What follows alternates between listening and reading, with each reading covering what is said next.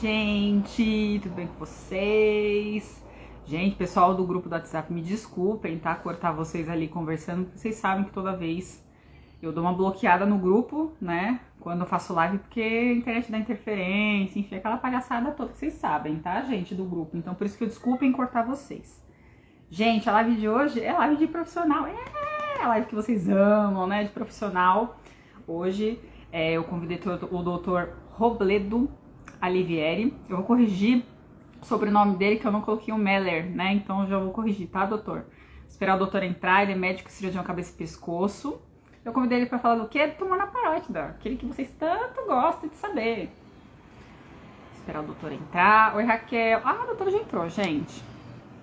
Pessoal do grupo, tá? Me desculpem cortar vocês, mas é que eu precisava realmente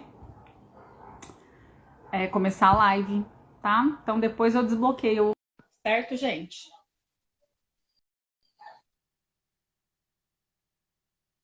Esperar entrar.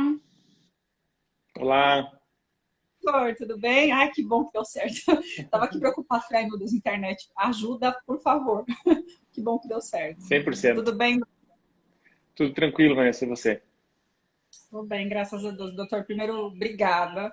Eu fico tão feliz quando os médicos se disponibilizam a trazer informação da parótida, porque é algo que tem pouca informação ainda, né? Enfim, não é tão falado. Então, Sim. assim, eu fico extremamente contente. Obrigado pelo senhor disponibilizar o tempo na agenda e do senhor abrir aí o tempinho para poder trazer informação para a gente. Obrigada, viu, doutor? Não, Obrigada eu mesmo. que agradeço poder participar também. Eu acho que concordo contigo. Tem pouca coisa se fala no dia a dia das pessoas sobre parótida, né? E isso é uma coisa que acho que difundir o conhecimento é uma coisa que é importante para a comunidade. Esses canais mais dinâmicos aí, eles se prestam muito bem para isso, né? Ainda bem que a internet tem os seus prós e os contras, né? Claro. Ainda bem que, graças a Deus, os médicos eles têm colocado bastante conteúdo aí na internet de parótida. Eu tenho ficado muito feliz Uhum. e que bom, porque tem bastante gente querendo saber. Cada dia que chega o pessoal lá no grupo, enfim, chega perdido, chega sem informação nenhuma, não sabe nem o que é parótida às vezes, Exato. acaba tendo de perguntar para o médico, sabe? De tão chocada que a pessoa fica de receber a notícia que está com tumor, assim, ela fala, nossa, mas Sim. enfim, ó, Essa nossa, palavra assusta, né? Tumor. nossa, demais. Não, o quê? Sim. Bolinha. Qualquer carocinho, câncer, morri. É Aham. assim. Eu sei, eu já passei por isso. Aham. Então, assim, não tem como não pensar, doutor. Com Não tem certeza. como a gente, não tem como. Não tem como a Sim. gente falar, ah, não, tá tudo bem, não vai ser nada. Não, não tem. Não tem. Ele fala tumor, meu Jesus É, Cristo, tô com quimioterapia, cabelo caiu, morreu. É assim que a gente pensa. Mas não é, lógico que não é bem assim, né, doutor? claro. Doutor, se o senhor quiser se apresentar, falar quem pode ficar à vontade. Aí eu começo Eu depois que eu me vou fazer um permitir. comentário sobre o que tu falou agora há pouco, né? Ao longo Hum, do tempo, eu fui percebendo que a gente, às vezes, na conversa do dia a dia do paciente, quando surge essa palavra tumor, né? uhum, Tumor, nódulo, tal, eu dava muita explicação detalhada, assim, e muitas vezes uhum, era como se a informação batesse numa parede e voltasse, porque a angústia entre o benigno versus o maligno era a única coisa que era relevante que o paciente estava realmente querendo saber, né? Tanto que exatamente. quando eu me dei conta disso, assim, fui me dando conta ao longo do tempo, eu mudei um pouco a minha abordagem, né? E assim, Uhum, eu parto mais rapidamente para essa fase, assim, da informação, uhum, muitas vezes em relação à parótida, até para tranquilizar o paciente na maior parte das vezes, né? E uhum, poder tornar a consulta um pouco mais leve, né? uhum. Ok, Não, mas aquela tumor, acabou. é verdade. Vou me apresentar, Uhum, então. Eu sou Robledo Melera Lieve, cirurgião de cabeça e pescoço. Tá? Eu trabalho no Rio Grande do Sul, numa cidade do interior do Rio Grande do Sul, chamada Ijuí. É uma cidade pequena, tem 80, 90 mil habitantes, mas é um dos maiores centros de oncologia do Rio Grande do Sul. Né? Poderia dizer que fica certamente entre o segundo, terceiro maior centro de oncologia Nós atendemos uma média aí, uma região de 1,5 milhão de habitantes, né? Eu sou cirurgião de cabeça e pescoço aqui no município há 12 anos. Nós temos um centro de alta complexidade, então, aqui, com todas as áreas, né? E faz 12 anos que eu voltei, eu sou daqui, né? Eu voltei para a região para atuar na minha especialidade. Ah, que legal. Voltou para atender a comunidade, né? Olha que Sim, bacana. é isso aí, bacana. É, doutor, bom, vamos lá. Ok. Doutor, as perguntas que eu faço assim é sempre as perguntas que mais o pessoal me faz. Eu sempre dou perguntas muito pontuais, porque é as perguntas que sempre vêm, porque, por incrível que pareça, ainda tem muita gente que Uhum. não sabe o que é parótida, né? E Sim, normal, né? Eu sim, acho que claro. se você não é da área da saúde, se você não conhece ninguém que teve algum tipo de problema na parótida, não vai saber nem que tem parótida, né? Não Sim. vai nem saber o que é. Doutor, o que é a parótida em si? O que ela é? Aham. Eu trouxe a parótida aqui também, ó. Olha só. É, esse aqui é um manequim que eu utilizo muito no meu dia a dia, tá? Vou ficar um pouquinho mais longe, acho que mais fácil de enxergar, tá vendo Consegue. legal? Tá? Então, Amo. parótida é essa glândula aqui, essa estrutura, né? Esse manequim, Isso é amarelinho. é uma réplica, foi retirado a pele e a gordura, e logo Uhum. abaixo aparece essa estrutura, né? Parece um monte de bolinhas, digamos assim, né? E Uhum. um canal que vocês enxergam aqui, que vai Uhum. desembocar lá no segundo molar, dentro da boca, tá? Então, a parótida é uma glândula salivar, tá? Uhum. É a maior glândula salivar que nós temos, né? Ela é um par de glândulas, uma em cada lado, tá? Uhum. Eu acompanhei uma live do Dr. Ackley lá de Florianópolis, né? E ele foi muito feliz e vou copiar aqui a frase dele, mas vou dar os créditos para ele. Uhum. É a glândula da cachumba, né? É. Que cachumba é uma doença bastante conhecida, né, de todo mundo, por um vírus que acomete essa estrutura, dando aquela bolota grandona lá da face, né? Então, essa é a glândula parótida, a maior glândula produtora de saliva que a gente tem. Não é a única, né? Existem basicamente dois grandes grupos de glândulas salivares, né?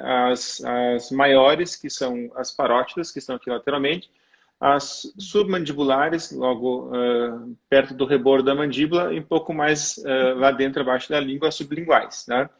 Mas além destas grandes glândulas, a gente tem mais várias outras distribuídas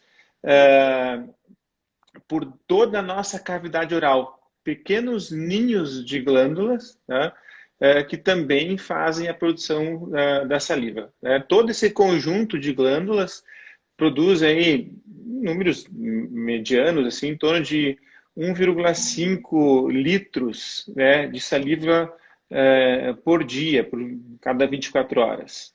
Né? Uhum. Então, ela é uma glândula salivar, né? Eu falei, eu vou fazer essa pergunta porque eu nunca coloco ela, mas eu acho importante, porque Sim, esses dias importante. veio uma pessoa falando pra mim, Vanessa, saí da sala do médico, tão desesperada que eu escutei a palavra tumor que eu não sei o que é parótida. Eu fiquei chocada. Calma, calma que você vai saber, enfim. E, doutor, Ok.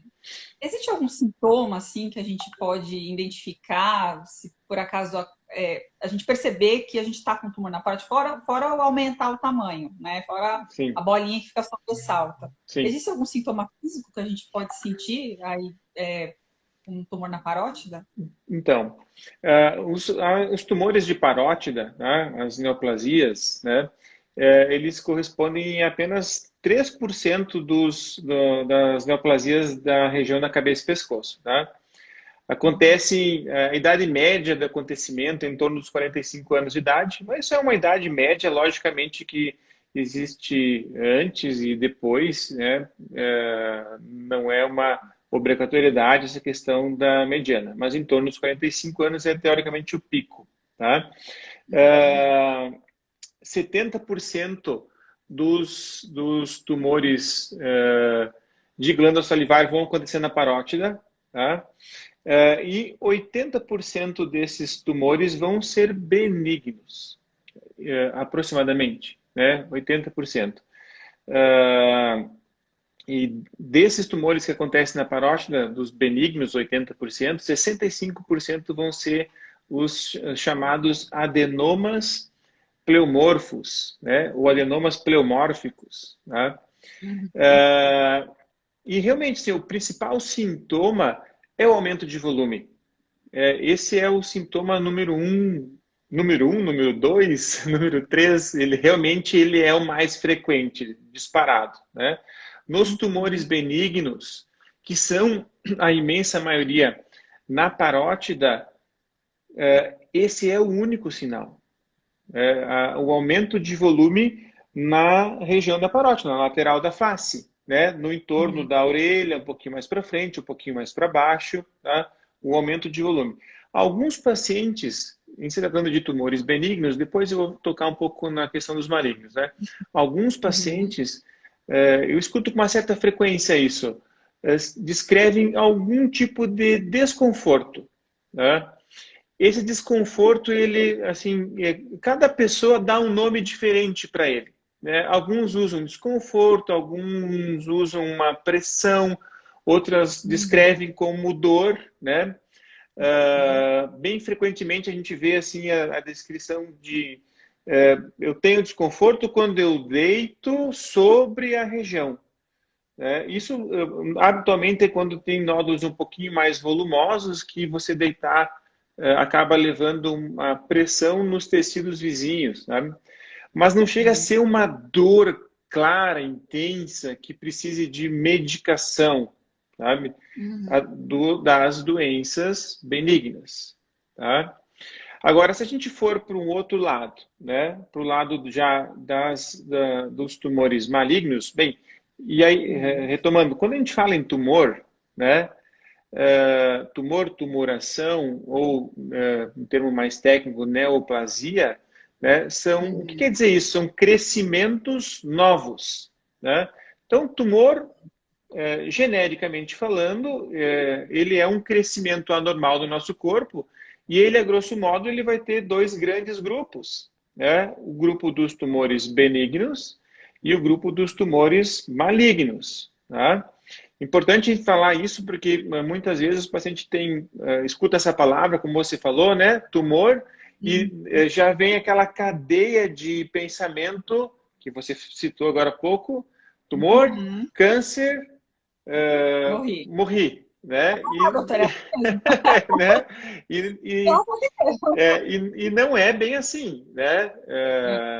Que na prática acontece principalmente para a parótida, onde a maioria Uhum. dos tumores serão benignos, né? Então, o Uhum. tumor benigno, sintoma principal, assim, realmente o que está descrito, o que a gente vê na prática é o aumento de volume, é a percepção de um volume aumentado na região, tá? Com algum Uhum. grau de desconforto conforme cada individualidade e em cada medo também, né?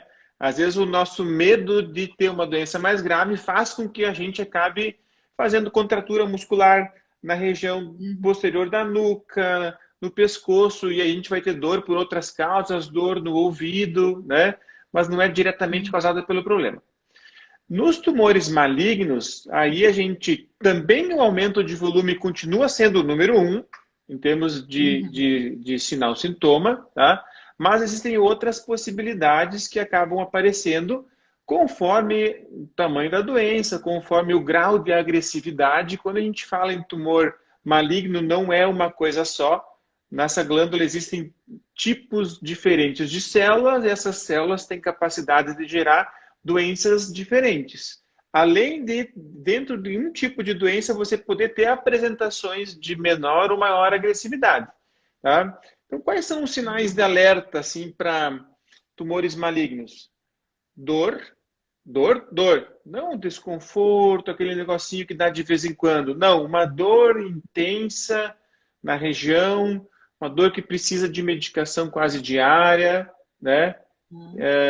Uma dor que lembra um pouquinho uma dor, tipo um choque, né? Na região, é um sinal de alerta. Paralisia facial é um sinal bastante importante, né? Paralisia facial de imediato vai nos pensar em malignidade, tá? Um tumor benigno, mesmo bastante volumoso, é improvável que tenha capacidade de levar a uma paralisia facial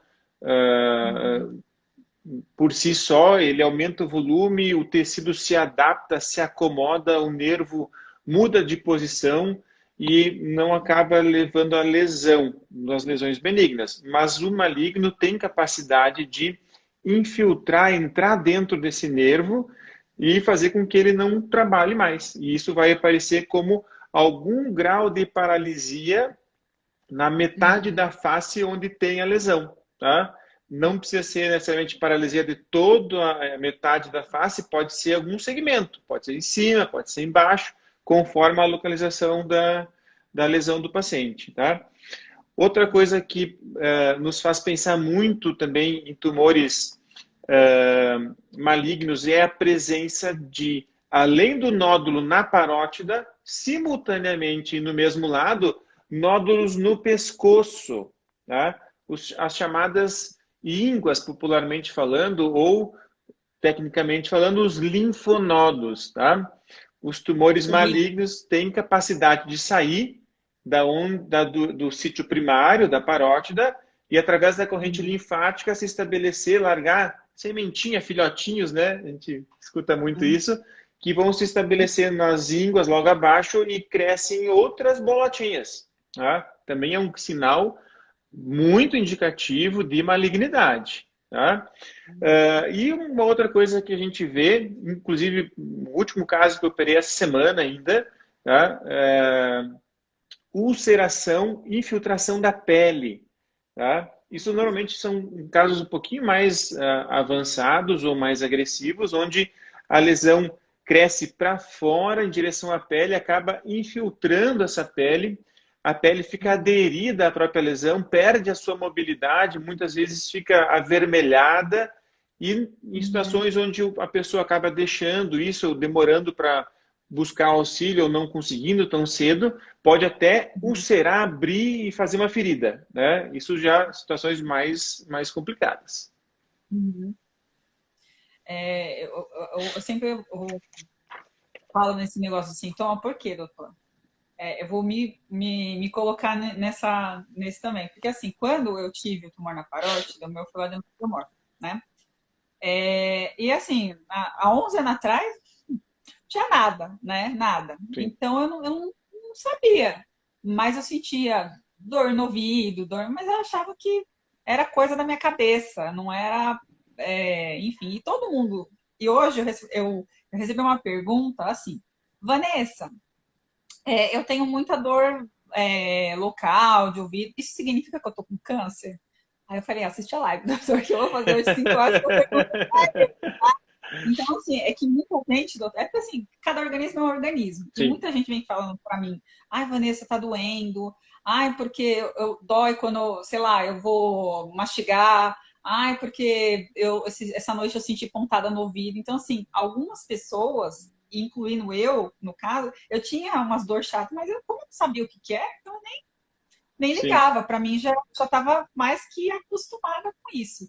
Então, assim, então, se tiver dor, doutor, é porque é maligno? É predominantemente maligno? O que é importante a gente entender assim, né? Essa região aqui, a glândula é uma estrutura apenas que tem nessa região, nessa topografia. Então, nós temos diversas outras estruturas ali no entorno que mais frequentemente podem causar dor, genericamente falando, né? O próprio ouvido, otites, né?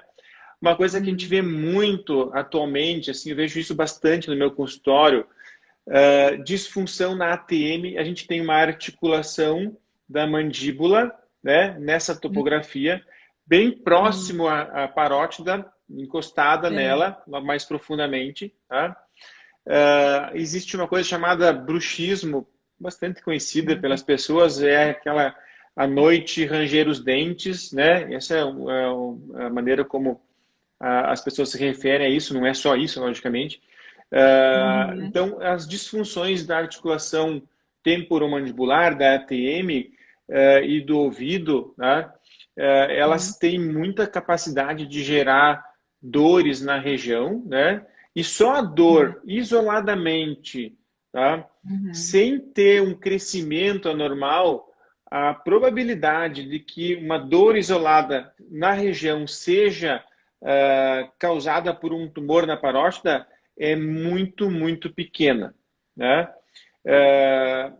Nos livros, o que a gente vê assim, uma série desses elementos que eu falei dos sintomas, né? Dor, nódulos, infiltração da pele, paralisia facial, tá? Os estudos de prevalência desses sintomas sempre mostram que sempre o crescimento anormal na região vai estar presente, ele é disparadamente o que mais tem, e os demais itens, eles aparecem não todos, né? Pode até ter todos, ok? Mas eles aparecem com frequência menor, normalmente um ou outro associado, tá? Mas eu te diria assim que o acesso a exames dessa região, o ultrassom é o exame que a gente usa rotineiramente, tá? Ele é relativamente fácil, o crescimento ele é visível, ele é fácil de ser palpado, tá? Então, o sistema de saúde está muito mais bem organizado hoje do que era no passado, tá? Então, a maioria dos pacientes que nos procuram, mesmo com malignidade, tá? Eles não têm grandes lesões. As lesões costumam ser de tamanho pequeno a médio.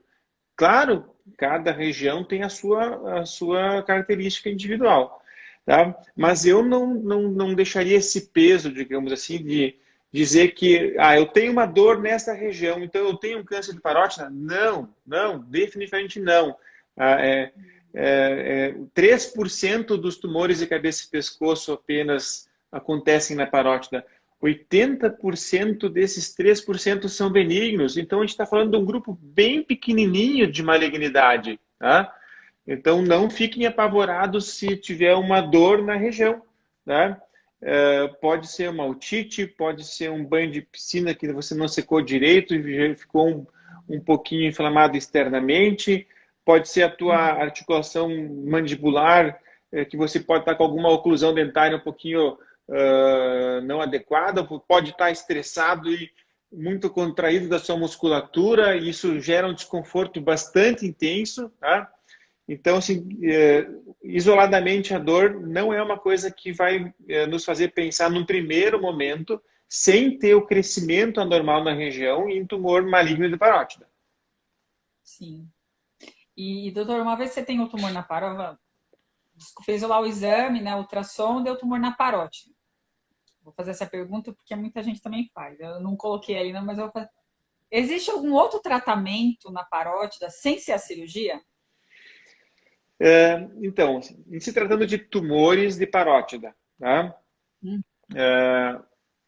Tumores benignos, tumores malignos. Vamos tentar separar um pouquinho, tá? A cirurgia, sem dúvida nenhuma, para qualquer um dos lados que a gente vá, benigno e maligno, ela não é uma obrigatoriedade, mas muito, muito frequentemente ela é indicada. Tá?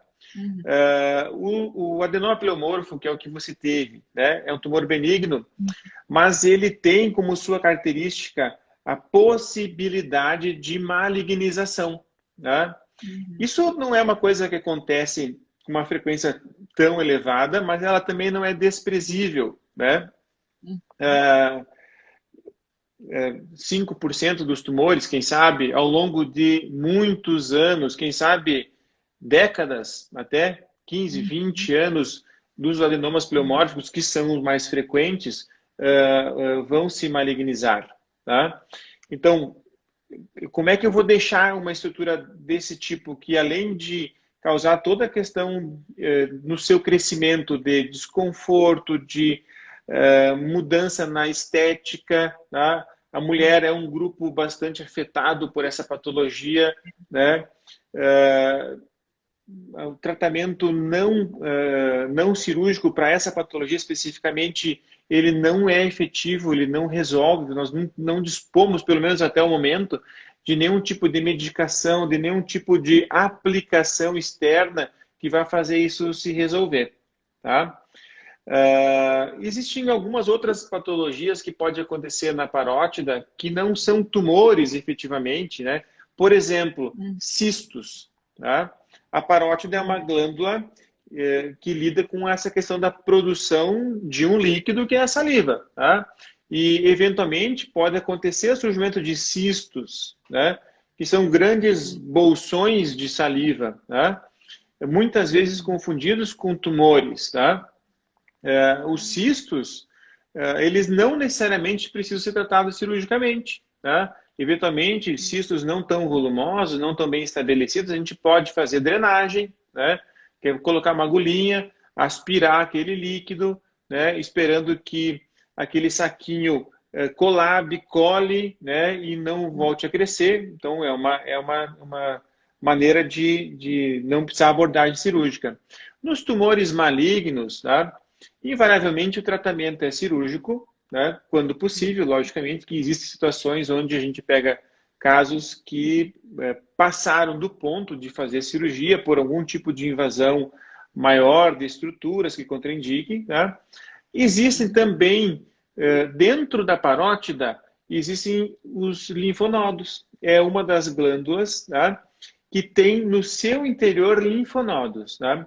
Então, existe, por exemplo, a possibilidade de um tumor de parótida ser originado dentro de um linfonodo. Tá? Por exemplo, linfoma é um câncer, né? Não é um câncer específico do tecido glandular, e sim oriundo dos linfonodos. O tratamento cirúrgico não é o tratamento recomendado, tá? Mas, logicamente, que esse paciente que tem um linfoma na parótida não é uma coisa frequente, é uma coisa rara, tá? Mas acontece também. Ele vai precisar, no mínimo, de uma biópsia, tá? Que pode ser uma biópsia aberta, como uma cirurgia de parótida, ou pode ser uma biópsia com agulha, por exemplo, tá? Então, você vê assim, que é muito difícil fugir, né, da abordagem cirúrgica de alguma maneira nas patologias tumorais da parótida, diferente, por exemplo, de processos infecciosos, né, que você vai usar antibiótico, coisas do tipo. Eu faço essa pergunta porque o pessoal faz muito. Vanessa, existe algum remédio que me diminui? Eu falei, ai, gente, como eu gostaria de estar vindo aqui falar que tem uma pílula que você toma e fala assim, infelizmente, Sim. Não tem o que fazer, né? Enfim. E, doutor, eu vou fazer essa pergunta porque o senhor comentou em uma postagem que o senhor tem, que assim, a cirurgia da parótida é aquela cirurgia que a gente já sabe, né? Que tem aquele corte grandão, né? Sim. Tem vários tipos de corte. Tem um outro tipo de que o senhor faz, uma outra cicatriz que faz, que pode também ser feita a cirurgia desse jeito? É só uma curiosidade minha, curiosa. Classicamente, né, a incisão clássica para abordagem na parótida, ela vai expor a glândula, né? A tua incisão é a incisão clássica, Vanessa, né? Na frente da orelha. É a minha normal. Isso. Ela vai contornar um pouquinho a parte de trás da orelha, exatamente semelhante a um S, né? Isso, bem essa que tu está mostrando. Essa é a incisão clássica, tá? Que a gente consegue, descolando a pele, expor toda a estrutura da glândula. Retomando aqui, né, para mostrar. Então, você fazendo a abordagem na parte da frente, a voltinha para trás é porque a glândula se projeta um pouquinho para trás, né? E depois indo ao pescoço, tentando pegar a parte inferior da glândula, tá? A cirurgia, no passado, a cirurgia que mais nós fazíamos, digamos assim, havia dois grandes grupos, tá? A glândula parótida é separada em parte profunda e parte superficial, né? O que separa essa estrutura justamente é o nervo facial, né? Importantíssimo falarmos desse nervo, né? É fundamental, eu diria, né? O que torna a cirurgia de parótida uma cirurgia especializada é a presença do nervo facial, sem dúvida nenhuma, senão seria uma cirurgia realizada por um grupo maior de profissionais, certamente, né? Então, o nervo facial separa a glândula nessas duas áreas, a parte profunda e a parte superficial. Lá atrás, o que se fazia cirurgicamente? Você tinha duas opções cirúrgicas, ou retirar toda a parte superficial, ou a superficial mais a profunda, tá? Dependendo da patologia que se tinha no diagnóstico. Tá? Com o passar do tempo, algumas tecnologias que a gente começou a utilizar, começaram a ficar disponíveis, tá? Por que a gente fazia essa retirada, no mínimo, a superficial? Porque a abordagem mais segura em relação ao nervo era chegar no tronco desse nervo. O nervo parece um galho de árvore, né? Ele tem um tronco mais grosso e depois ele divide em diversos ramos na face. Tá? A maneira mais fácil de ter o controle desse nervo, de não lesar esse nervo, era chegar lá na origem dele, abaixo aqui da orelha, na profundidade, achar o seu tronco, tá? E dissecando cada raminho, levantando a parótida do nervo. E dessa maneira a gente acabava separando toda a parte superficial da glândula. Tá? Para essa abordagem, a incisão que você tem é a incisão que permite a exposição mais adequada da glândula. Né? Logicamente que a cicatriz, ela depende de uma série de conjunto de fatores, né? O fator de quem manipula, o fator da patologia, o fator inerente do corpo de cada paciente, né? Então, os resultados podem ser da incisão que você fez, de uma incisão minimamente perceptível, né? Até incisões bastante perceptíveis, né? E eu costumo dizer assim, eu escuto muito isso no meu consultório: doutor, não estou preocupado com a cicatriz, não estou preocupado, faça o que o senhor tiver que fazer. Eu disse: você fala isso hoje, daqui a 5 anos, se der tudo certo em relação à tua doença, só o que vai ficar é a tua cicatriz. E aí você vai dar bola para a tua cicatriz. Então, se preocupe também com a cicatriz desde agora, né? Na medida do possível, logicamente, mas coloque também, seria muito bom que o cirurgião também pensasse nisso, projetasse o futuro. Né? Então, pensando nessas coisas e com o advento da monitorização dos nervos, né? Existe um instrumental que chama-se monitor de nervo facial, tá? Que a gente consegue fazer a cirurgia sem abordar diretamente o tronco. Tá? Isso não é para todos os casos, tá? Assim, a gente usa isso em algumas situações, tá? Não são todas as patologias, não são todos os nódulos que têm indicação de uma abordagem um pouquinho mais seletiva, mas é uma possibilidade. A gente fala muito hoje em dia de individualização dos casos. Cada paciente é um paciente. Um nódulo aqui em cima não é igual a um nódulo aqui embaixo. Né? Um nódulo de 1,5 centímetros não é manejado igual a um nódulo de 3 centímetros ou 4. Né? Então, cada situação ela vai exigir um planejamento específico. Tá? Então, existem algumas variações. Essa técnica que você também já colocou no Insta, né? Onde se puxa a incisão lá atrás, né? na inserção dos cabelos, tá? É uma possibilidade para que você fuja da incisão que fique mais à lateral do pescoço, um pouco mais perceptível. Tá? Particularmente, eu não gosto muito, tá? dessa técnica, que vai lá atrás, junto ao cabelo, mas assim, eu não gosto, eu não estou muito habituado com ela, eu tenho um pouquinho de desconforto na hora de fazer essa técnica. Tá? E eu não acho que o benefício estético dela, mas é uma opinião pessoal. Fica bem claro isso, né? Isso vai ter discordância entre os colegas. Não acho que uma técnica oferece tanto benefício estético assim e traz mais dificuldade um pouquinho no manejo, tá? Mas perfeitamente realizável e é uma escolha bastante individual de cada paciente. O que eu te falei outro dia comentando no grupo, né? É uma incisão que a gente faz eventualmente é uma que faz na frente da orelha e atrás da orelha, tá? Ela se presta... essa incisão, quando há uma indicação, né? Ela é uma indicação para quando você não vai precisar fazer abordagem do pescoço, tá? Para nódulos um pouco menores, tá? Lógico, o menor depende também um pouquinho da experiência de cada cirurgião, né? Quando a gente está começando na carreira, quem sabe o menor seja um nódulo de 2 centímetros. Quando a gente adquire um pouco mais de experiência, um pouquinho você estende isso para 2 ou 3 ou 4. Então vai do conforto de cada cirurgião. Mas a incisão na frente e atrás, ela permite uma exposição bem adequada no contorno do lóbulo da orelha. Não se presta muito para nódulos mais altos ou mais anteriores, tá?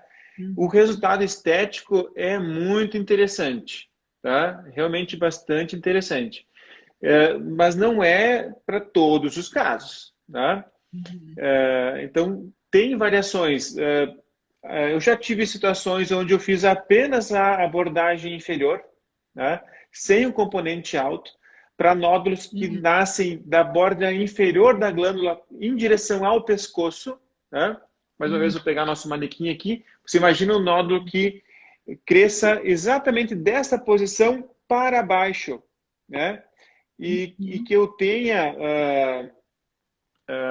convicção ou enfim, de que o nódulo é benigno, por exemplo, que eu vou fazer uma abordagem mais setorizada, se eu tiver à disposição, por exemplo, de um monitor de nervo, onde eu não precise necessariamente ir para o tronco do nervo para ter mais segurança de que eu não vou lesionar o nervo, eu consigo abordar mais setorizado, tendo um instrumento que me dê mais segurança de que eu não vá estar caindo no meio de um ramo, por exemplo, tá?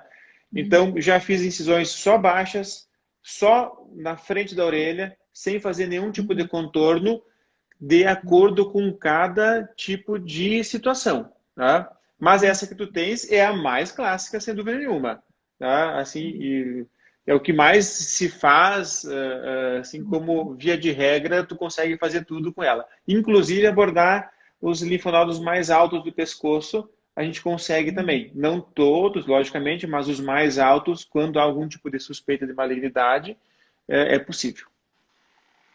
Não, eu perguntei mais a título de curiosidade, né? Porque eu também, eu vejo a padrão, vejo aquela outra do couro cabeludo, mas existem algumas que aí depende de muita coisa, né? Por isso que até eu falo para o pessoal, gente, isso depende de cada médico, depende de onde está o seu tumor, depende de tamanho, depende de uma série de situações aí. Não vai chegar no médico e pedir que nem um lanche. Ai, me dá não sei o quê. Não é assim, né? Com certeza. Que faz isso. Eu quero aquela que é um risquinho só. E isso não existe, né? E o interessante, né, Vanessa, que a questão do risquinho, assim, eu falo isso para os pacientes. Muitas vezes o resultado cicatricial depende muito mais do perfil cicatricial próprio do paciente. Você faz a mesma técnica, com o mesmo fio, com o mesmo cuidado, em 5 pessoas diferentes, e você pode ter 5 variações da cicatriz, né? Então, não dá para criar aquela ilusão. Eu sei que, às vezes, eventualmente, pessoas, quem sabe, vendam essa ideia da cicatriz, só a linhazinha, só o fiozinho, mas isso, né, nem sempre a gente tem como garantir que isso vai acontecer, né? Às vezes você vai ter um queloide, que é uma cicatriz exagerada, né? Às vezes você pode ter uma cicatriz mais alargada, que é o oposto do queloide, aquele tecido, aquele paciente que não cicatriza bem, ele cicatriza e depois as trações das peles no entorno vão afastando aquilo ali, fica uma cicatriz mais larga ou mais funda. Então, isso são já patologias de cicatrização, né? E existe um grupo de pessoas que tem, né, esse tipo de patologia. E a gente só vai saber quando aquela pessoa tiver efetivamente algum tipo de abordagem, algum tipo de cicatriz, onde essa patologia cicatricial se mostre, né? Então eu questiono muito meus pacientes, tá, como é que vai ficar a cicatriz? Eu disse, olha, tu tens alguma cicatriz no teu corpo? Né? Não, eu tenho aqui a minha cesárea. Ok, como é que tá a tua cesárea? Tá só uma linhazinha. Então vai ficar uma linhazinha ali também. Tá? A chance é bem grande. Tá? Porque é uma região que tem a pele mais fina, com menos tração, a tendência é de uma cicatriz, então, pouco perceptível. Né? Eu fiz uma live com uma dermatologista, a doutora Viviane Macai, e ela falou, né? Ela falou, gente, a pele, cada organismo é uma pele diferente, né? Não adianta, você pode fazer a mesma incisão que se a pele não tiver uma boa cicatrização, ela vai, a cicatriz pode. Eu até usei o exemplo do meu pai também ficou com tumor na parótida Uhum. recente, né? E, gente, porque a minha cicatriz é judiada, né? Que eu tive 400 mil problemas aí no pós. Sim. Então ela é meio judiazinha, mas do meu pai ficou só uma linha assim dele. Eu falei, Uhum. nossa, porque é a pele dele, né? A Sim. cicatrização dele, né? Que é Sim. diferente da minha. Então eu uso muito isso como exemplo para você, Uhum. para que as pessoas vejam que isso não tem muita, não tem muito o que fazer, né? E outra, Sim. cicatriz é tão de menos, né? Enfim. E doutor, o tratamento é cirúrgico, né, do tumor na parótida. E essa cirurgia ela é uma cirurgia que pode ter algumas complicaçõezinhas, né? Assim como qualquer outra Sim. cirurgia, mas tem algumas coisas específicas. Quais que são o tipo de complicação que pode ter nesse pós-operatório dessa cirurgia? Então, a complicação mais temida, digamos assim, né, da abordagem na parótida é lesões no nervo facial, né? Uhum. Sem dúvida é aquilo que mais causa medo, né, no paciente, que é no manuseio da região acontecer algum tipo de lesão nesse nervo, onde ele pare de funcionar parcialmente ou totalmente, tá? Em mãos treinadas, em cirurgiões que têm um treinamento específico, né, na abordagem da parótida, ela é uma cirurgia bastante segura, tá? Bastante Uhum. segura. Os índices de paralisia facial, tá? Eles são, via de regra, índices baixos. Uhum. Logicamente, eu estou falando de pessoas que têm um treinamento específico na área, que tem a sua curva de aprendizado que não é tão curtinho, né? Mas os bons serviços de residência suprem isso para grande parte dos seus residentes e, obviamente, a gente sai bem treinado, né? Individualidades acontecem, enfim, mas então os índices não são elevados, né? São baixos, tá? Pode acontecer paralisias parciais ou totais, dependendo da situação que acontecer algum tipo de lesão, tá? E essas paralisias elas podem ser temporárias ou definitivas, tá? A paralisia que realmente é ruim, digamos assim, é a paralisia definitiva, né? Aquela paralisia que vai perdurar para a vida inteira do paciente, seja ela parcial, por exemplo, só de um canto de uma boca, Uhum. ou do olho, ou a total, enfim, né? Felizmente, a paralisia definitiva é mais baixo ainda, tá? Eu costumo dizer para os pacientes, as sequelas, as coisas adversas que acontecem em procedimento, tá? Se você pesquisou bem o teu cirurgião, ah, sobre se ele é uma pessoa bem treinada, se ele pertence a uma sociedade de especialidade, não quer dizer grande coisa, mas, enfim, são alguns padrões que a gente vai buscando, né?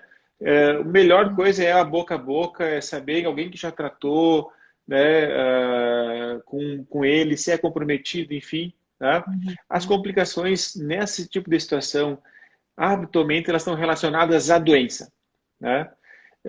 Se eu vou operar uma neoplasia maligna de 5 centímetros com 4, 5 metástases no pescoço, obviamente esse paciente tem um risco muito maior de ter algum tipo de complicação, por exemplo, uma paralisia facial, né? É muito diferente operar um câncer de que operar um adenoma pleomórfico de 2 centímetros, né? Então, se o teu cirurgião é um bom cirurgião, é um cirurgião treinado, experiente, habitualmente ele vai ter complicações relacionadas à agressividade que ele vai ter, o que ele precisa ter, né? De acordo com o que a doença está se apresentando. Se eu tenho um tumor maligno repousando sobre o tronco do nervo, envolvendo esse nervo em 270 graus, a chance de que eu consiga preservar esse nervo, ela fica muito pequena. Tá? Mas, vamos voltar àquilo que é o mais frequente. É o que a gente falou antes, né? Adenoma pleomórfico sem dúvida nenhuma, a doença mais prevalente na parótida. Né? Se a gente for para outras glândulas, muda um pouquinho essa estatística. Mas na parótida, adenoma pleomórfico é o tumor mais frequente. Tá? E aí a paralisia facial realmente acontece em poucas situações. E naquelas poucas situações que acontece, habitualmente ela é uma paralisia temporária. Tá? Os índices de paralisia facial definitiva nas cirurgias de adenoma, doenças benignas, ele é felizmente baixo. Tá? Então, ela é sim uma cirurgia segura. O que eu falo muito para os meus pacientes no dia a dia, né? Porque invariavelmente eles vêm com medo. Né? O paciente que chega no cirurgião de cabeça e pescoço, normalmente ele já passou por outros médicos. Né? Ele já passou no otorrino, ou no cirurgião geral, ou no médico do posto, enfim, das mais diversas áreas. Né? E normalmente já vem a informação do nervo facial. Né? E normalmente vem o medo. Tá? Então, assim, o meu papel muitas vezes é de tranquilizar. Sim, é uma cirurgia delicada. Ela é delicada, literalmente delicada. É uma cirurgia que a gente tem que fazer devagarzinho, sem pressa, pequenos movimentos, sem cuidar o relógio. Né? Os pacientes perguntam muito, quanto tempo demora? O tempo que precisar para que seja feito com absoluta segurança. Né? A minha esposa em casa brinca comigo, o que tu vai operar hoje? Ela é médica dermatologista. Né? Daí eu digo assim, parótida, não tem hora para chegar em casa. É isso mesmo. É isso mesmo. Tem cirurgias de parótida que a gente faz em 30 minutos, 40 minutos, 1 hora. E tem cirurgias que a gente demora 6 horas para doença benigna, sabe? Então, ela é uma cirurgia para ser feita no tempo dela, com tranquilidade, com finesse. Não pode ter movimentos grosseiros, tem que ser movimentos controlados, sabe? É aquela cirurgia para você botar uma música tranquila na sala de cirurgia e curtir, porque o cirurgião gosta de operar. Tá? Essa é a verdade. O cirurgião gosta de estar fazendo aquilo ali. Ele, né, é a característica do cirurgião. Colocar uma música legal, fazer a cirurgia com tranquilidade, tá? Que os índices de complicações em relação ao neurofacial eles vão ser baixos. É lógico que acontece. Tá? Nós temos serviço de residência aqui no nosso hospital. Eu sou coordenador da residência de cirurgia geral. E eu falo para os residentes, o médico é escravo da estatística. Tá? Não existe médico mágico no mundo inteiro. Se a estatística diz que a cada 100 cirurgias de parótida que você faça, você vai ter 0,5 de paralisia, você vai ter 0,5. Tá? Ah, mas eu fiz 100 e não tive nenhuma. Mas quando você fizer 1000, vai ter, faz parte. Né? Infelizmente faz parte. Né? Mas felizmente a paralisia, que é o grande temor, ela não acontece muito frequentemente. Tá? Existem outras complicações, já falamos das cicatrizes inestéticas, né? Os queloides, os largamentos. Tá? Infecções não são frequentes, são raríssimos os casos. Tá? As infecções pós-operatórias, ela é uma cirurgia limpa, né? Então, realmente, a infecção é bem difícil de acontecer. Pode acontecer como qualquer outro procedimento cirúrgico, mas não é usual. Tá? Existe uma complicação que é chata, eu não tenho, assim, no meu dia a dia eu não vejo muito, eu estou um pouquinho abençoado, acho, em relação a isso, que é a Que síndrome de bom. Frey, né? Já ouviu falar dessa? Eu tenho. Tu tem.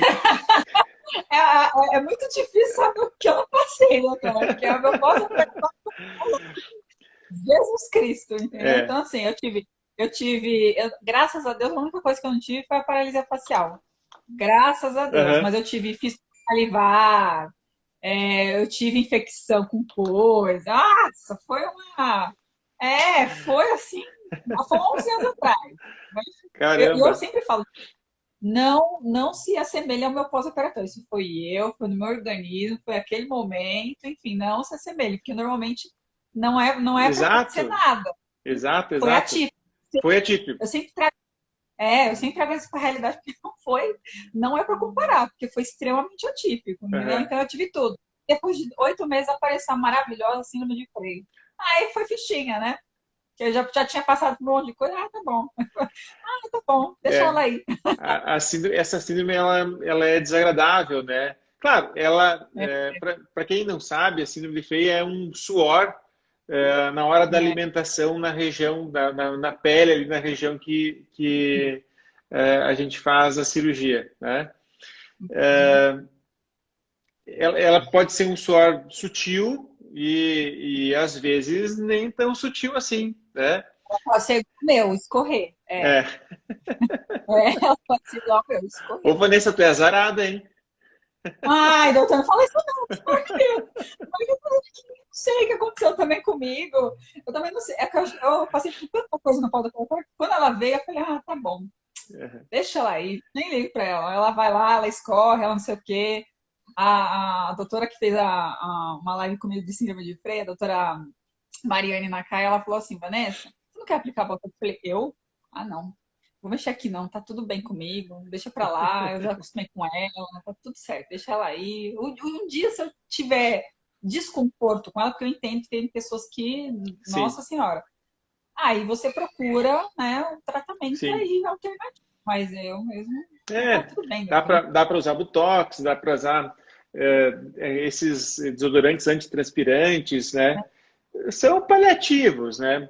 A reabordagem cirúrgica com alguma interposição de algum elemento ali está descrito, nunca fiz, né? Assim, Uhum, essa reabordagem para esse fim, né?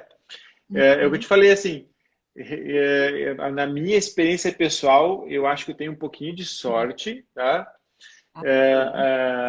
Que não tive muitos casos, assim, nesses... Eu estou há 12 anos aqui na minha cidade, não, Uhum. felizmente não tive muitos casos. Beleza. Ou até, quem sabe até possa ser que eu tenha os casos e sejam discretos, os pacientes também nem tenham percebido, quem sabe, né, Uhum. que acontece aquele suor ali na hora da alimentação, né? Mas basicamente Uhum. seriam essas as complicações que a gente vê mais, sabe?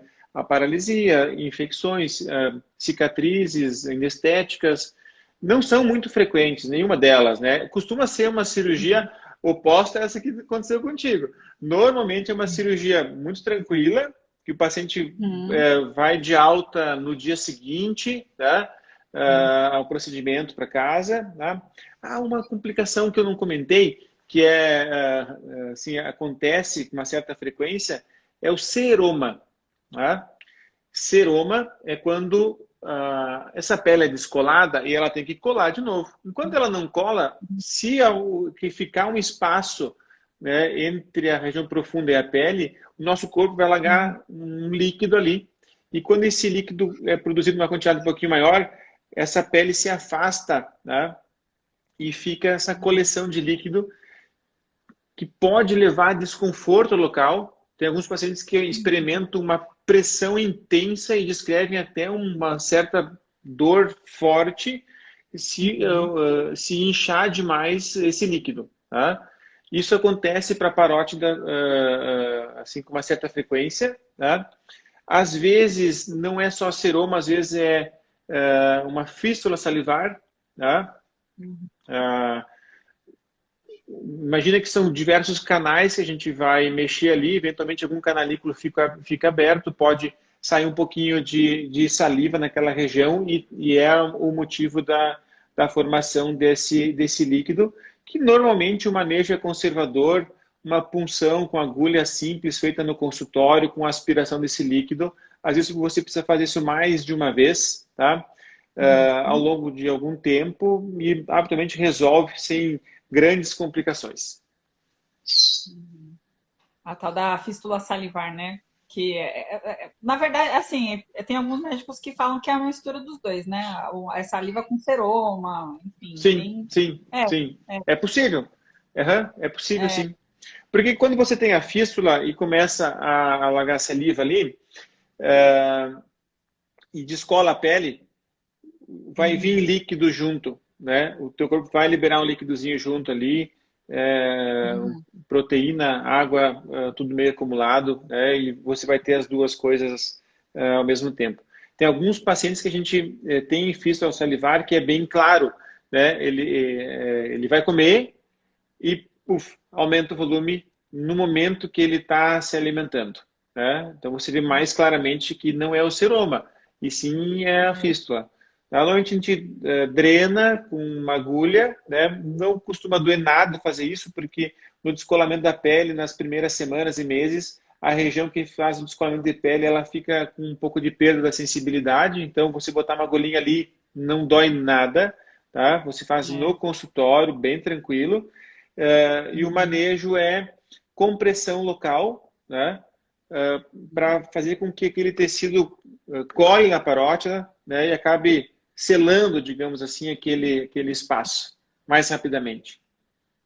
Tem um tempo que ele dura, doutor, porque muita gente, como tem semanas, meses, aí fala, nossa, isso aqui não vai parar de vazar nunca, tem um tempo determinado. Com a fístula? Assim, não tem um tempo determinado exato, assim, né? Normalmente se resolve em poucas semanas, né? Fístulas um pouquinho maiores, que podem perdurar um pouquinho mais, quem sabe meses, sabe?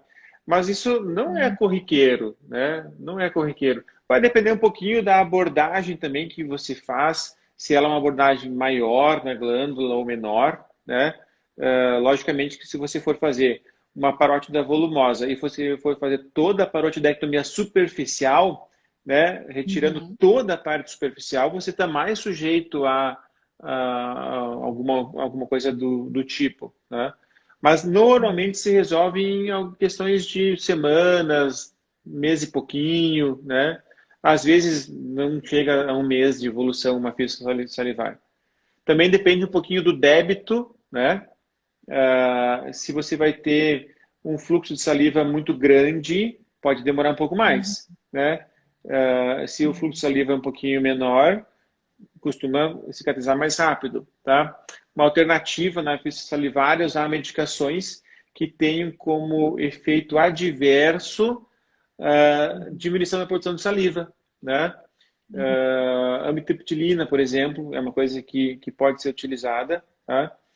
Mas também não é uma coisa que precisa, assim, que se use de rotina, que seja necessário de rotina, tá?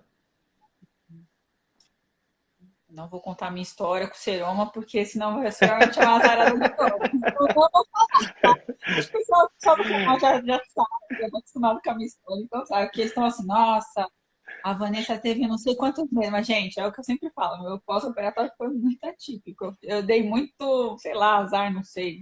Coitado do meu médico. Tu falou que o teu pai operou também, né? Operou. Meu pai era o Artin. E como é que foi o pós-operatório dele? Do meu pai foi maravilhoso. Ele teve seroma também, mas teve assim, acho que umas 2 semanas o dele. E ele fechou rapidinho. Meu pai nem tinha também. Tá lá, já tá trepando no muro. Vai fazer o outro lado, porque foi bilateral. Ele tinha um órtese bilateral. Exatamente. Então, mas o meu eu demorei. Foi 3 ou 4 meses. E era a parótida dele, não era submandibular. Não, a dela era parótida. Parótida. O tumor do Orting é um outro tumor benigno bastante frequente nas glândulas salivares, né? a bilateralidade é mais vista nesse tipo de tumor do que no tumor no adenopilomorfo, né? E a gente costuma ver mais essa questão bilateral em glândula submandibular do que na própria parótida, né? Mas, sim, quando a gente tem bilateral, a gente já não pensa em adenopilomorfo, vai pensar no Orting, né? No tumor benigno.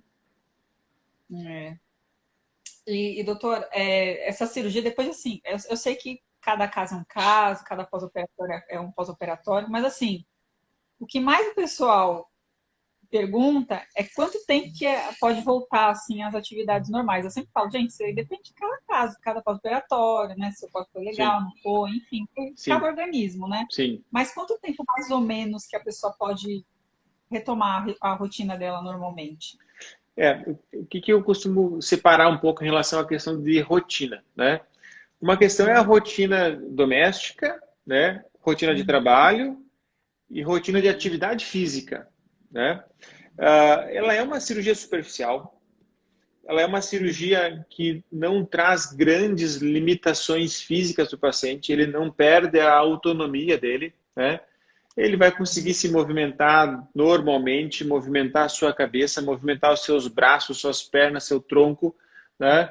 Vai poder ir no banheiro sozinho, vai poder se alimentar sem nenhuma dificuldade, nenhum tipo de ajuda, né? Diferente de outros tipos de cirurgia, por exemplo, uma cirurgia de vesícula, né? Uma cirurgia de hérnia abdominal, que são cirurgias que trazem um pouquinho mais de dificuldade ou necessidade de auxílio, tá? Então é uma cirurgia que tem um pós-operatório bem tranquilo, tá? Os pontos, rotineiramente eu uso uma sutura absorvível, tá? Então eu não preciso retirar pontos no pós-operatório, às vezes fica só um fiozinho aqui em cima, outro fiozinho aqui embaixo que a gente corta os nozinhos, tá? Isso também é mais fácil de manejar, mas pode ser diferente, pode ser que tenham técnicas onde você tem que retirar pontos, ok, perfeitamente factível e uma questão de escolha de tipo de material, né, de cada cirurgião. Aquela pessoa que trabalha, por exemplo, um profissional liberal, um advogado, por exemplo, que vai fazer uma cirurgia desse tipo e que trabalhe com coisas que ele pode fazer, trabalho em casa ou mesmo no próprio escritório, mas que não vai envolver esforço na região. Fiz a cirurgia, eu faço muito cirurgia na sexta-feira de tarde, né? Porque é uma cirurgia que a gente faz na sexta e o paciente vai embora sábado ou domingo, né? Eu costumo recomendar que na primeira semana o paciente fique mais em casa, porque tem a manipulação, vai ter um pouco de dor, né, para se dar também ao direito de se recuperar sem, né, com tranquilidade, enfim. Mas nada impediria de trabalhos tipo digitação, coisas mais que não envolvam elevação muito dos membros, né? Movimentação muito grande da cabeça, trabalhos que envolvam questão corporal, né? Já poderiam ser feitos na semana seguinte com bastante tranquilidade, tá? Os pontos, 15 dias habitualmente é mais do que o suficiente para uma cirurgia normal estar relativamente bem cicatrizada, tá? Eu digo assim, cicatrizada para as coisas normais do dia a dia, né? Com 15 dias, tira-se os pontos, a pele está no lugar e ela não vai abrir a não ser que aconteçam trações acima do normal. Por exemplo, uma queda ao solo, onde você vai bater a região e tem uma tração muito grande ali na região, com 15, 20 dias, é até possível que possa até abrir algum ponto. Mas teria que ser uma coisa fora do normal, sem dúvida nenhuma, tá? Com 30 dias de pós-operatório, tá? Numa cirurgia normal, digamos assim, que não teve intercorrências e tal, eu costumo liberar o paciente para fazer atividade física esportiva. Tá? Gosta de jogar futebol com 30 dias? Pode jogar. Quer ir na academia? Pode ir na academia. Com 15 dias, tá? Numa cirurgia normal que foi bem no pós-operatório, uma caminhada leve, tá? Sem correr, digamos assim, também não vejo nenhum problema. tá? Correr vai ter problema? Não, problema local realmente não vai ter, mas vai estar cicatrizando os tecidos, né? A movimentação numa corrida, mesmo que leve, vai levar alguma movimentação de tecido ali, pode sentir algum tipo de desconforto, alguma dorzinha, algum repuxão, algum choquezinho, digamos assim, tá? Então eu costumo liberar mais a parte de atividade física com 30 dias, tá? Mas com 15 dias o paciente já pode retomar assim as coisas praticamente normais do dia a dia dele. Claro que tem situações, né, Vanessa, diferentes. Um paciente que vai operar um câncer, né? O paciente que tem uma complicação, o paciente que vai fazer uma abordagem de pescoço. Então a gente está falando de cirurgia de parótida, ela pode ser só na parótida, mas ela, eventualmente, dependendo do que acontece, um câncer mais agressivo com linfonodos metastáticos do pescoço, quando a gente termina a cirurgia aqui no ombro do paciente, né? É uma cirurgia que pode começar aqui, quando a gente tem toda a lateral aberta, é absolutamente diferente, né? Do que aquela cirurgia onde a gente vai abordar só a glândula, com adenoma, retirar um nódulo de 2 centímetros, coloca a pele no lugar, sutura só aquela linhazinha e deu, né? Então, assim, é importante a gente entender que existem muitas nuances, né? Além das questões das complicações que podem acontecer para uns e para outros não, né? A gente fala daquela cirurgia normal da grande maioria, mas sempre tem que individualizar cada caso, né? Daqui a um pouquinho tem pessoas mais sensíveis para dor que com 30 dias não vão estar se sentindo bem para ter uma vida normal, né? A gente precisa respeitar essa individualidade, né? Então existe uma regra geral, mas existem as diferenças. Tem pessoas que com 15 dias brigam que não estão liberadas para ir para a academia, né? Existe, é fato, né? Pessoas que são mais proativas, que se abalam menos em relação até à abordagem que fizeram, ao que o procedimento gerou. Então, e aí existe o outro extremo, pessoas que precisam de mais tempo, né? É organismo, né? Claro. O organismo é organismo. Tem uma receita exata de bolo, né? Não tem. Cada um Não tem, realmente não tem. Doutor, infelizmente o meu tempo acabou, mas eu vou fazer a última pergunta, que essa pergunta todo mundo faz, e eu acho importante também, porque cada profissional tem aí um raciocínio para isso, né? Doutor, por que a gente tem o tumor na parótida? Então, essa é uma pergunta que ela é ingrata, sabia? Eu sei. Eu sei. As pessoas nos perguntam sempre isso no consultório, né? Sempre nos perguntam, né? Com aquela expectativa de que a gente diga assim, olha, você está com isso porque você fez isso, né? Ou porque você não se cuidou com tal coisa, né? Você está com câncer na língua porque você fumou, né? E para a parótida, tá? Para as patologias mais frequentes, né, que são os tumores benignos do tipo adenoma, a causa ainda é desconhecida, né? Então, não existe um comportamento que eu possa evitar, digamos assim, algo que eu faça que daí, então, eu não fazendo, eu vou diminuir a chance de ter esse tipo de patologia, tá? O tumor de Warthin tem a descrição da questão do cigarro, né? Assim que está relacionado. Não é uma relação tão intensa assim, tá? Mas tem, enfim, mais dados que a gente possa relacionar uma coisa com a outra. Mas no adenoma pleomórfico, né? Ainda não está bem claro ainda o que faz com que a gente tenha esse tipo de problema. Certamente é uma questão da nossa capacidade da ciência de ainda não ter achado a alteração genética, provavelmente, que deva acontecer nas nossas células, né? Que a gente não consiga ainda medir isso no nosso corpo para saber quem predispõe mais ou menos. Eu acho que isso algum dia a gente vai ter essa resposta, tá? Mas normalmente não se tem, tá? Eu simplifico muito no meu dia a dia para os pacientes, Alguns gostam, outros não gostam, né? Existe a sorte e existe o azar, né? Lógico, é uma simplificação até meio exagerada, mas não deixa de ser, assim, levando isso para uma linguagem coloquial do dia a dia, um pouquinho de sorte, um pouquinho de azar. Todos nós estamos sujeitos a ter, a imensa maioria não vai ter, a imensa maioria não vai ter nada, né?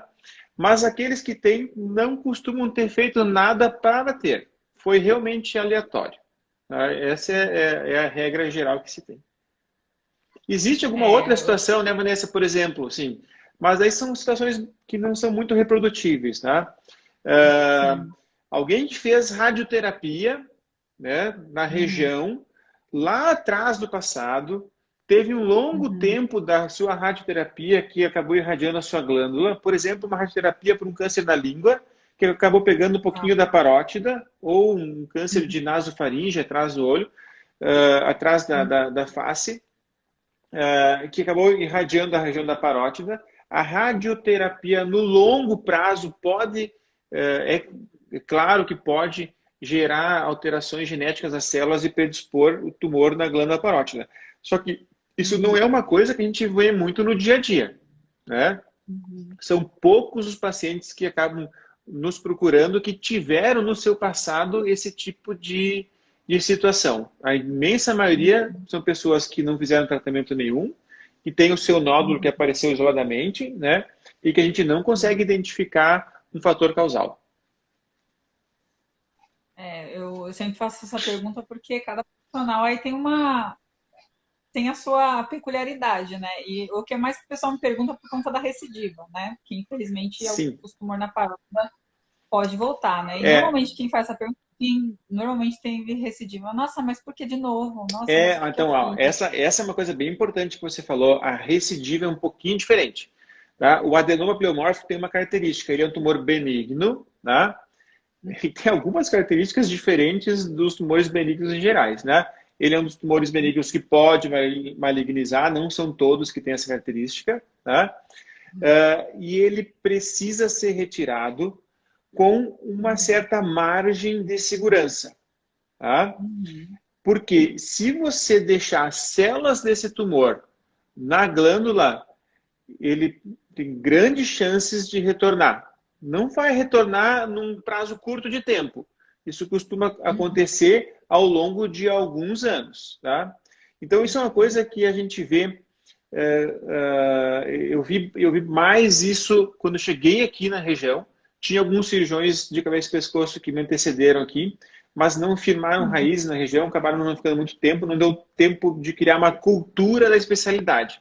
Então, eu peguei muito paciente lá atrás do passado que tinha sido operado por cirurgiões não especializados.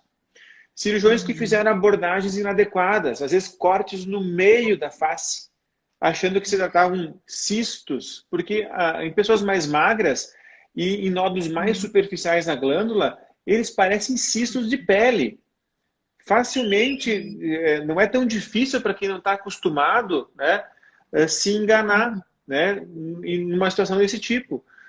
Então, há abordagens inadequadas, né, dificuldades técnicas na hora da realização, né, onde você acaba não retirando toda a lesão com uma margem de segurança, ou acaba rompendo a lesão e semeando algum tipo de célulazinha na região, tá?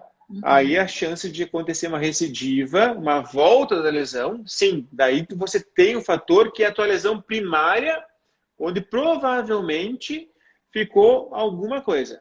Também pode acontecer uma outra situação. Você fez a cirurgia adequada, o teu cirurgião tinha um conhecimento técnico, ressecou margens livres, ok, tranquilo, e você teve uma nova lesão 10 anos depois. Tá? Na cirurgia de doença benigna, a gente não costuma retirar toda a glândula, não é necessário fazer isso. Eu costumo dizer que a alteração genética, que a gente ainda não consegue medir, que fez você ter a primeira lesão, pode fazer com que você tenha no teu futuro uma segunda lesão num tecido não contaminado, no teu tecido normal que ficou ainda residual lá da parótida. Isso é uma coisa que a gente não vê muito, mas também pode acontecer. Infelizmente, eu acho que é o medo de todo pessoal que opera a parótida com medo. E sempre vem um ou outro linfonodo para atazanar a vida, né? Sim, Aqui tem os linfonodos aumentados, né? Aí fala assim, olha aqui, aí vem todo aquele processo que a gente passou, a gente fica com medo, enfim. sim, Então, sim, eu acho que é o maior medo de qualquer pessoa que opera a parótida é a recidiva, porque sim. é uma cirurgia que eu A, sempre falo, pode falar, pode falar. a recidiva, a reabordagem cirúrgica da parótida na recidiva, ela é um procedimento que você começa a agregar um risco maior em relação ao nervo, né? Sem dúvida, porque Uhum, você tem uma área com cicatrizes, tá? Você é, tem uma área manipulada, tá?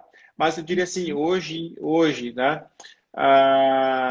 Nesse tipo de situação, né? Para o cirurgião que tem acesso, tá? Não são todos que têm assim, acesso à monitorização do nervo, tá? A indicação de monitorar o nervo uhum, facial, tá? Nas cirurgias, nas reabordagens de parótida, ela é clara, tá? Ela é clara. uhum, Infelizmente, não é todo convênio que disponibiliza, não é todo paciente que dispõe de recursos, ele não é tão barato assim. Já foi muito, muito, muito mais caro do que é hoje em dia. Acho que diminuiu a um terço do valor, né? Mas ainda não é tão barato assim. Tá? No Sistema Único de uhum. Saúde, infelizmente, não tá disponível. Infelizmente, sabe? Eu acho que uma coisa que poderia, assim, se criar algum protocolo de tornar É, isso disponível na reabordagem, nos ajuda demais, assim, a ofertar segurança em relação à manipulação do nervo e minimizar o risco de paralisia, né? A paralisia é aquele negócio, ninguém vai morrer por ter uma paralisia facial, mas vai perder qualidade de vida, sabe? E às vezes uma qualidade, uma perda razoável, sabe? doutor, obrigada. Eu tô aqui já, não sei nem como o meu Instagram tá segurando o tempo, né? Porque, enfim, eu tenho um tempo limitadíssimo.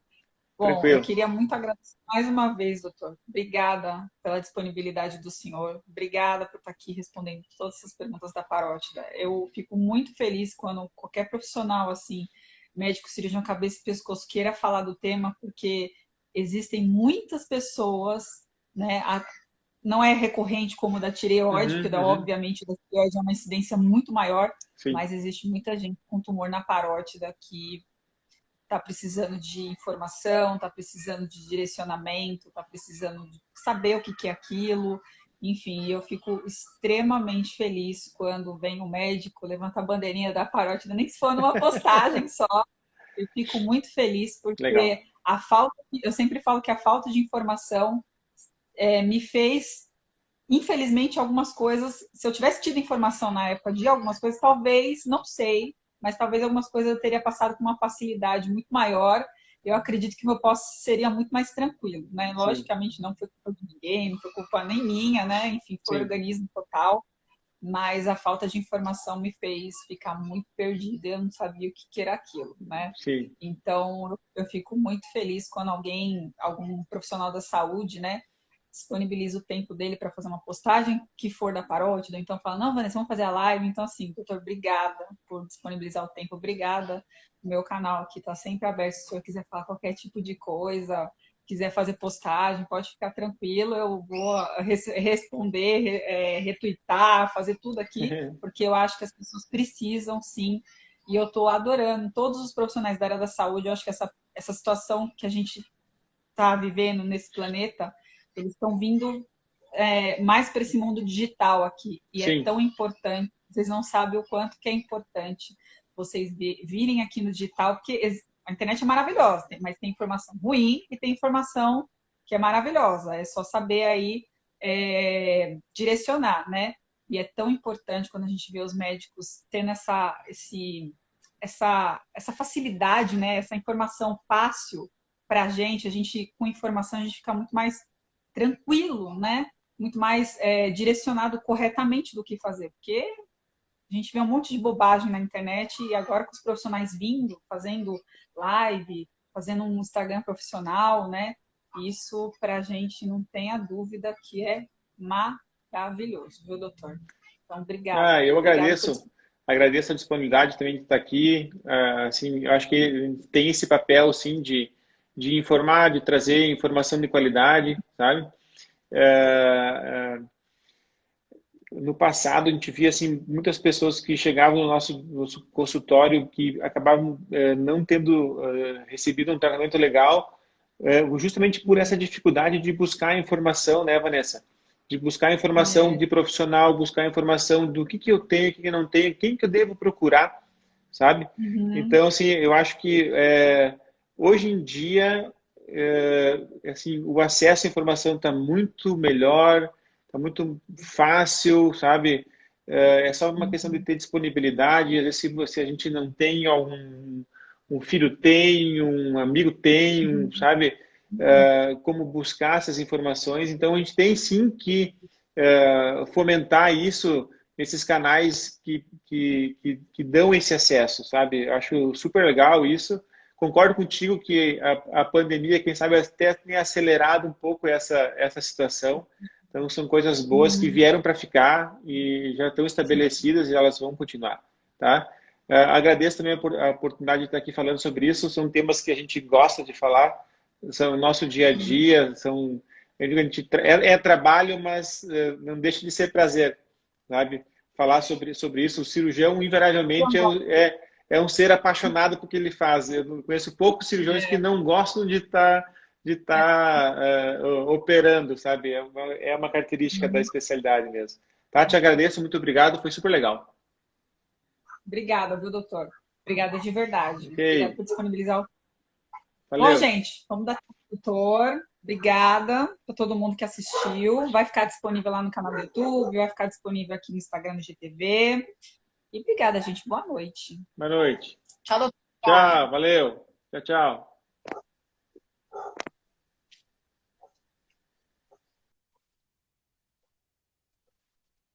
E aí, gente, vocês gostaram? Mais uma live, quase que meu tempo não dá, gente. Eu não sei nem como que o Instagram tá me deixando aqui ainda. Bom, gente, vai ficar disponível lá no YouTube, no canal do YouTube. Se inscreve lá no canal do YouTube, Turma na Parótida.